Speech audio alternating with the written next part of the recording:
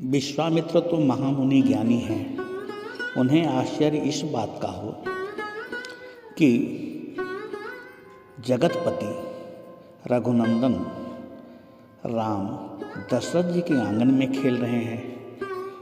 अरे जिन परमात्मा को, योगियों को, तपस्वियों को, मुनियों को प्राप्त होना चाहिए था, जो वन में विचरण कर रहे हैं, त्याग कर रहे हैं, तपस्या कर रहे हैं, उन्हें न प्राप्त हो करके भगवान गृहस्थ के घर में जन्म लेते हैं। आश्चर्य तो इस बात का कि वो परमात्मा है भी कि नहीं। ऐसे विचार करके और मन ही मन शंका को लेकर के अवध धाम आते हैं। राम और लक्ष्मण को अपनी यज्ञ रक्षा है तो ले जाते हैं। यज्ञ रक्षा तत्पश्चात धनुष भंग होता है और पहली बार जनक के दूत श्री धाम अयोध्या पधारते हैं।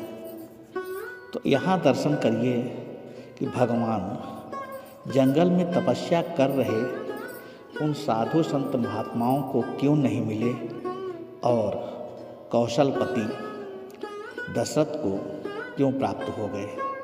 जानते हैं, जिस समय दूत अवधपुरी में आते हैं तो महाराज दशरथ जी अपने राज्यसभा में उन्हें बुलाते हैं। अब बैठाते कहाँ हैं, पूज्यपाद गोस्वामी जी की लेखनी देखिए। कहते हैं, तब नृपदूत निकट बैठा रे, मधुर मनोहर बचन उचारे। कहते हैं दूत, महाराज वो तो दरबार में अपनी बात करने के लिए सामने आता है, लेकिन आज चक्रवर्ती सम्राट दशरथ जी क्या कहते हैं, करते हैं, कौन सा व्यवहार करते हैं उनके साथ। तो गोस्वामी जी लिखते हैं कि तब नृपदूत निकट बैठा रे। निकट का मतलब क्या है? समीप। समीप कौन बैठता है? स्नेही, स्वजन, अति प्रिय। अब बोलते कैसे हैं? मधुर मनोहर बचन उचारे, बड़े प्रिय भाव से। अब कहते क्या है संबोधन देखिए, दूत के प्रति चक्रवर्ती जी का प्रेम आज पहली बार सुध आया है, समाचार आया है। तो दूत को संबोधन कहते हुए करते हैं, भैया कहूँ कुशल दो बारे, भैया कहूँ। हे भैया, मेरे दोनों राजकुमार कुशल से तो हैं।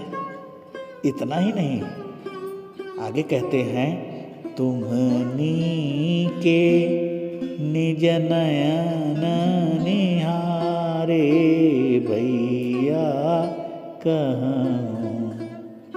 तुमने अपने आँखों से अच्छी तरह से देखा मेरे दोनों बालक कैसे हैं। हे भैया, उनके बारे में कुछ बताओ। यह प्रेम देखकर दूत तो अधीर हो जाते हैं, मानो विश्वामित्र के प्रश्नों का उत्तर मिल गया। महाराज, जो पुत्र से इतना स्नेह करे, इतना प्रेम करे, उसको प्राप्त नहीं होंगे तो फिर किसको होंगे।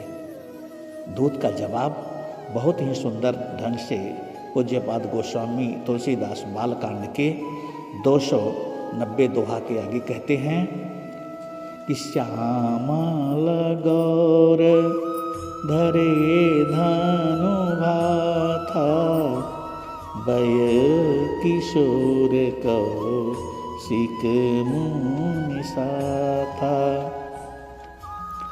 पहचान हूँ तुम कहूँ स्वभाव, प्रेम विवश पुनि पुनि कहराओ। दशरथ जी आगे क्या कहते हैं, जादीन ते मुनि गए लवाई, तब ते आजू साची शुद्धि पाए। समाचार बताओ ना भैया। कहूँ विदेह कवन विधि जाने, सुनि प्रिय वचन दूत मुस्काने। सुनि प्रिय वचन दूत मुस्काने। अरे तो जनकपुर के दूत भी तो महाराज किसी महामुनि से कम नहीं है, क्योंकि विदेह की नगरी से है ना। उनका जवाब सुनिए। पूज्यपाद की लेखनी दोहा 291 बालकांड। सुनहु महीपति मुकुट मणि, तुम समधन्यन को, राम लखन जिनके तनय, विश्व विभूषण दो। हे महाराज आप तो धन्य हैं, आपके समान तो त्रैलोक्य में कोई नहीं है। क्यों? कि अरे जिसके राम और लक्ष्मण जैसे पुत्र हो। और आप पूछ रहे हैं कि आप तुम नीके निज नयन निहारे। तो महाराज सुनिए। पूछन जोगु न तनय तुम्हारे। तुम्हारे पुत्र पूछने योग्य हैं भैया। वो कैसे हैं हमने जो देखा वो बता रहा हूँ महाराज।